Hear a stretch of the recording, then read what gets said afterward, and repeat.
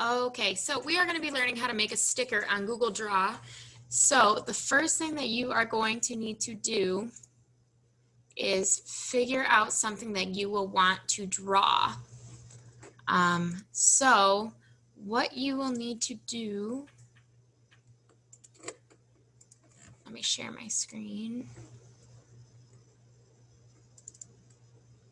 Okay, so what you are going to need to do is find a picture. So the picture that I am going to be using is just this walrus picture that I found on Google. I literally just Googled walrus drawing, and here's what I picked. So I'm going to right click, copy image, and then in this new tab, I'm going to go to Google Drawings and click right here. And you will see that I have this blank page. Now I'm going to right click, paste, and I'm going to make this pretty big because I like to have a big workspace to work off of. Now, if you want to crop it like I did, you can do two things. Once this is selected, you can go to crop image up here and you'll see the black bars pop up.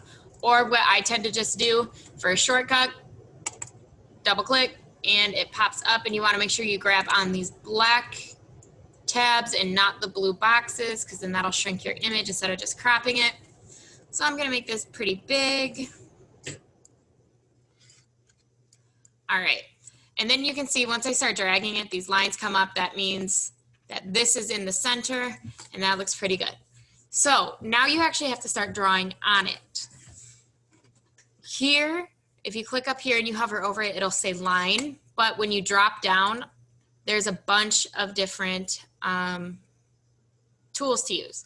So this polyline one, I didn't really use on this one, but this one would be good if you did something like a turtle or a pineapple or something else with geometric shapes, because you can click, drag, click, drag, click, drag, click, drag, and you can see that it's a line.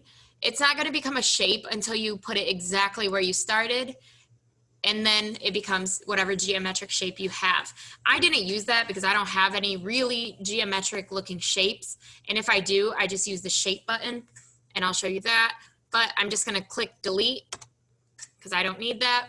What I am going to use though, I'm going to use this curve line right above the polyline. But first, I'm going to zoom in because I like a big workspace, like I said earlier. So all I did was I clicked zoom. If you want to go back to normal, you can do fit, 50%, 200%.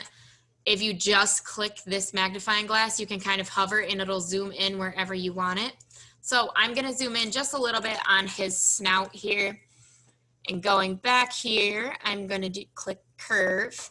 Now, just like with the polyline, you click, drag, click, drag, click, drag. But this one gives you obviously a curved line. And I'm sure you could have guessed that based on the title. So this part doesn't have to be perfect because you can fix it once you are all done.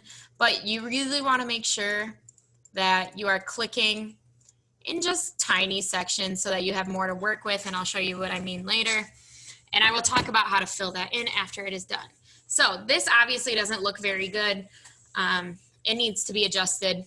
So I'm going to do my select tool right here, this arrow, and you can see that it highlights the area I was just working on. I'm going to triple click, and you can see a bunch of these dots show up.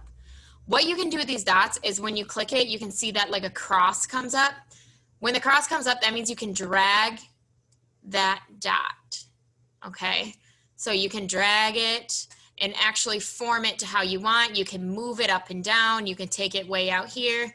Okay, it kind of gives you just the chance to form it, and that way you don't have to be super picky about where you put your first lines when you first click and drag and click and drag. So I'm just going to do that really quick here.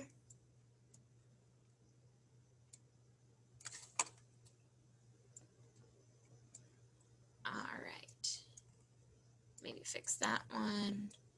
And once you fix one, you'll notice that it kind of like warps the other shapes as well, which can be beneficial, but it can also be a little bit frustrating, but you just kind of have to work with it, and it doesn't take too long once you've got it.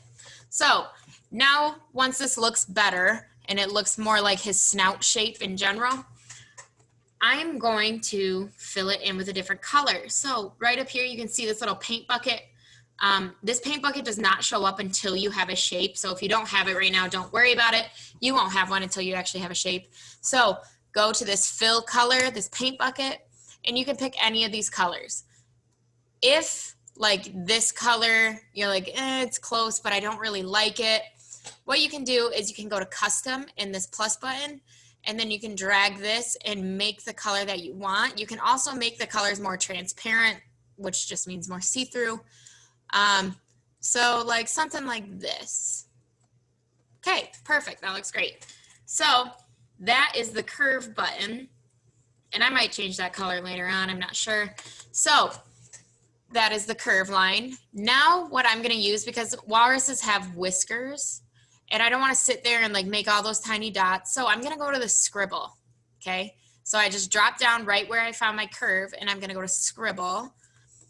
And all I'm gonna do is, instead of click, drag, I'm just gonna click, and while holding it down, I'm dragging it, okay? Except I don't like the way that one looks. So I'm gonna click and drag and just make some lines for his whiskers.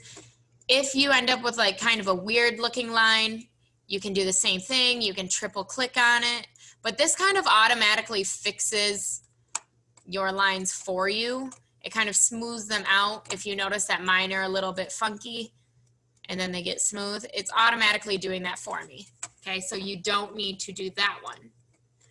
Now, if I was working on his eyeball, I would really want to use this shape tool. Instead of using that line to create a circle, I'm just going to put a circle in myself. So right next to that line button, I'm going to click shapes, and I'm going to click on it, and I'm going to collect a circle.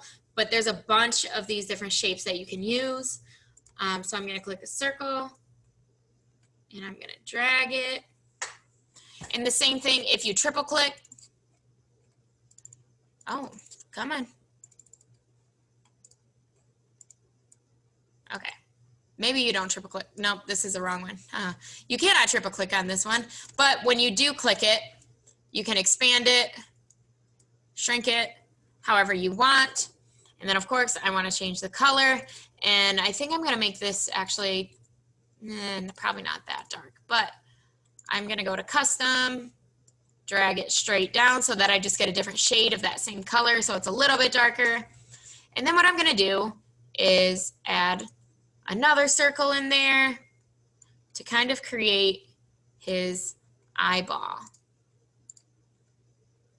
And then maybe just one more for like a highlight of the eye.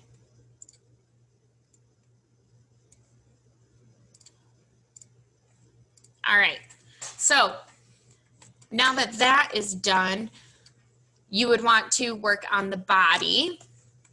So once again, I am just going to do the click and drag and create this whole shape. I'm just going to create the whole shape here, and give me 1 second to do that.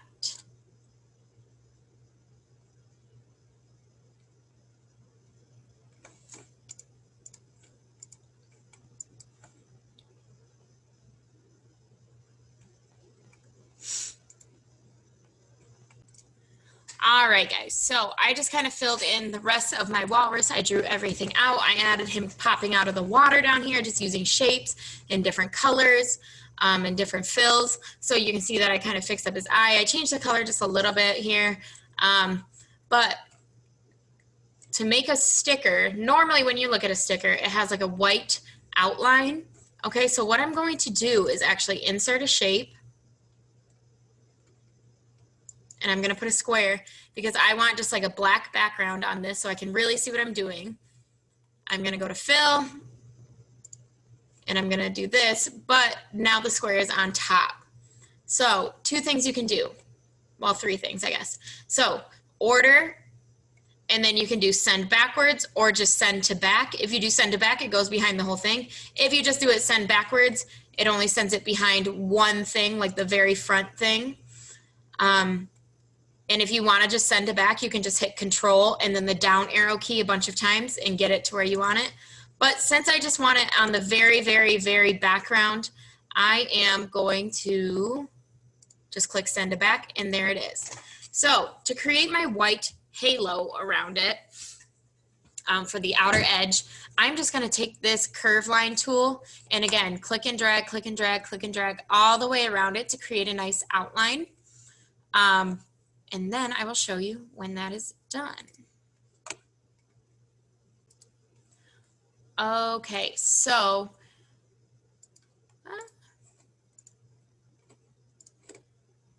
let me share my screen here. So you can see that I have my white halo all the way around it. And so when I cut it, it'll cut this part out like so, right around there. And I have a nice white outline like most stickers usually do. One thing that I did not cover is outlining your whole thing. So if I move my black background away, you can't really see it right now, but my white is actually outlined with white, but the rest of my walrus is outlined in black. So while this is the fill button, right next to it is the border button. And right now I have it on white, but you could also do transparent and then you won't see it either way. But if I did black, then you could see that I have the black outline. And that's what I did for the rest of my walrus. I had a black outline all the way around him. But I think for my white outline, I'm just gonna do a transparent, or a white, I mean. I'm gonna move this background back. And then to send this to me to turn it in, you could do one of two things. You can click share right here and share it with me. Or if you go down here in the search bar and you type in snipping tool, I think there's also like a code for that, but I'm not really sure. I can't remember what it is. And then you click new. And then you just draw a box around your image. Everything that you want to get in there. Then you can copy it, paste it into a Google Doc, or you can file, save as, save it to your desktop, put it in a Google Doc that way, or copy and paste it to an email, however way you want it. Or you can, of course, just share it to me and share it to my email. But that is about it for that one, for this sticker. So and if you have any questions, you can just email me.